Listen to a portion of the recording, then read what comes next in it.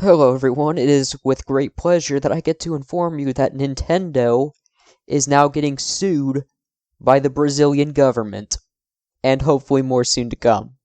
So Nintendo, if you're watching this video, you know what they are. They are scumbags, greedy as all hell, but they do make great games. But recently, they have crossed the fucking line with their policy that you have to sign, which allows them to brick your consoles, rendering them absolutely useless, something that you paid hard-earned money for any reason whatsoever, if it goes against what they say, which is ridiculous. But not all laws are the same in different countries, and Brazil is taking action because Nintendo is violating consumer protection.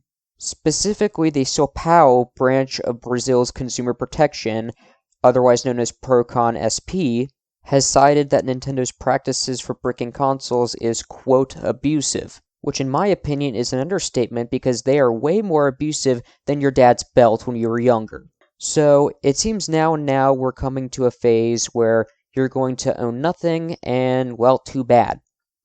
This is kind of where it comes into play. It's like, are you even buying a Switch at that point? If I buy a Switch 2, which I did because I'm a dumbass, am I really owning it if Nintendo can just take it away whenever they want, like a snap? I don't know anymore. And after doing some research, I discovered that Brazil is really jumping hoops to get this going, as Nintendo doesn't represent themselves in Brazil like they do in America and other places. For example, Nintendo of America, Nintendo of Europe, whatever. There is no Nintendo of Brazil, making a lawsuit like this extremely difficult. And the director of service and guidance at Procon SP, he said roughly, because this is all translated to English so I can understand it, that having representation should be criteria for purchasing decisions, and he specifically noted that two key factors, which are for foreign companies and also for digital products. This makes sense, as to even go about this lawsuit, Brazil had to contact Nintendo of America because there is no Nintendo of Brazil. And obviously Nintendo is a foreign company, they are Japanese. And when I'm talking about breaking, I'm not just talking about banning your account. That would be one thing. I'm talking about making online play and online functions of your system unusable. Basically meaning you don't own this. You own a license to it, and we can take it away whenever we want. Now, I don't know about you, but when I take out about $500 to buy something, I expect to own it, not have a license that can be easily revoked for the most asinine reasons. But finally, it seems like the gods have answered us. Nintendo is finally getting sued for what they're doing. And honestly, I wish this would have happened way sooner, but I'm glad that it's happening now, because now Nintendo knows, okay, we crossed the line here. Even if Nintendo wins, it's about the message that they are not untouchable and that consumers have rights when they buy stuff that should be theirs. He also then, like I said, mentioned digital items, which I think brings up a very good discussion about owning digital goods, which seems like you don't really own anything if it's digital because it can be taken away for any reason whatsoever. You own a license to it. I don't know where this will go, but hopefully it goes in a good direction for consumers. I really hope that Brazil is the one that starts the fire that has other countries joining in and pushing back against these businesses that are anti-consumer friendly. And the thing is, when most new Nintendo consoles come out, well, you'll always hear, well, just vote for your wallet. Well, here's the thing.